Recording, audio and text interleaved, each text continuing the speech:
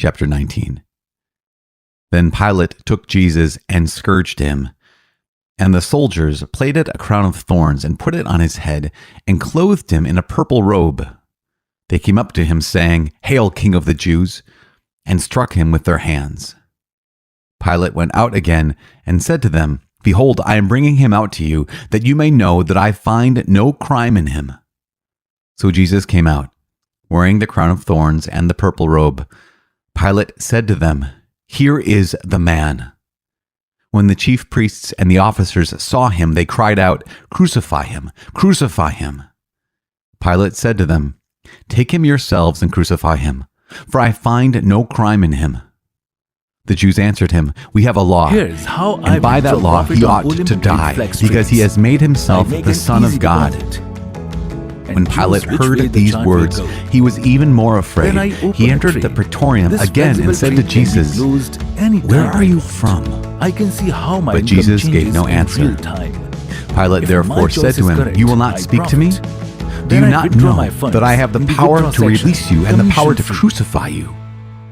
Jesus answered him, "You would have no power over me unless it had been given you from above. Therefore, he who delivered me to you has the greater sin." Upon this, Pilate sought to release him, but the Jews cried out, "If you release this man, you are not Caesar's friend. Everyone who makes himself a king sets himself against Caesar."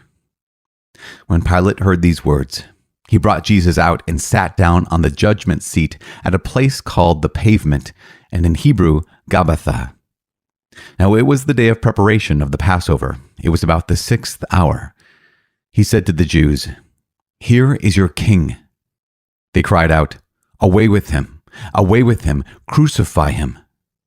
Pilate said to them, "Shall I crucify your king?" The chief priests answered, "We have no king but Caesar." Then he handed him over to them to be crucified. The crucifixion. So they took Jesus, and he went out bearing his own cross to the place called the Place of a Skull, which is called in Hebrew Golgotha. There they crucified him, and with him 2 others, one on either side, and Jesus between them. Pilate also wrote a title and put it on the cross. It read, "Jesus of Nazareth, the King of the Jews." Many of the Jews read this title, for the place where Jesus was crucified was near the city, and it was written in Hebrew, in Latin, and in Greek.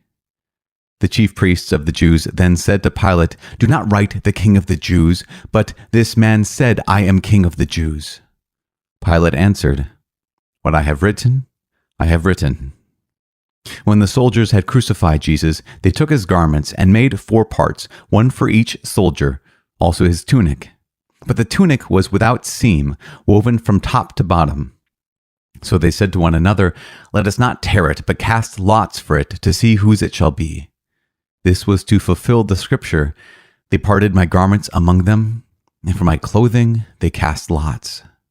So the soldiers did this. But standing by the cross of Jesus were his mother and his mother's sister, Mary the wife of Clopas, and Mary Magdalene. When Jesus saw his mother and the disciple whom he loved standing near, he said to his mother, "Woman, behold your son."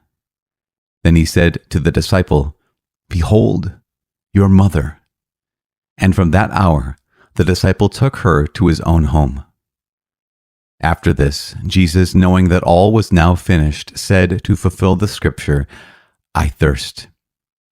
A bowl full of vinegar stood there, so they put a sponge full of the vinegar on a hyssop and held it to his mouth.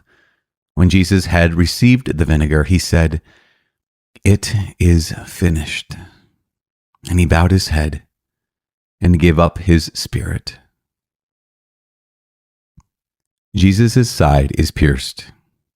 Since it was the day of preparation, in order to prevent the bodies from remaining on the cross on the Sabbath, for that Sabbath was a high day, the Jews asked Pilate that their legs might be broken and that they might be taken away.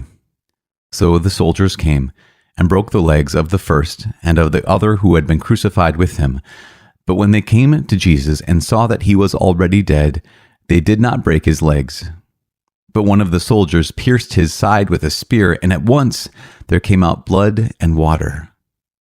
He who saw it has borne witness. His testimony is true, and he knows that he tells the truth, that you also may believe. For these things took place that the scripture might be fulfilled, not a bone of him shall be broken. And again, another scripture says, they shall look on him whom they have pierced. The burial of Jesus. After this, Joseph of Arimathea, who was a disciple of Jesus, but secretly for fear of the Jews, asked Pilate that he might take away the body of Jesus, and Pilate gave him leave. So he came and took away his body. Nicodemus also, who had at first come to him by night, came bringing a mixture of myrrh and aloes, about 100 pounds weight. They took the body of Jesus and bound it in linen cloths with the spices, as is the burial custom of the Jews. Now, in that place where he was crucified, there was a garden, and in the garden a new tomb where no one had ever been laid. So because of the Jewish day of preparation, as the tomb was close at hand, they laid Jesus there.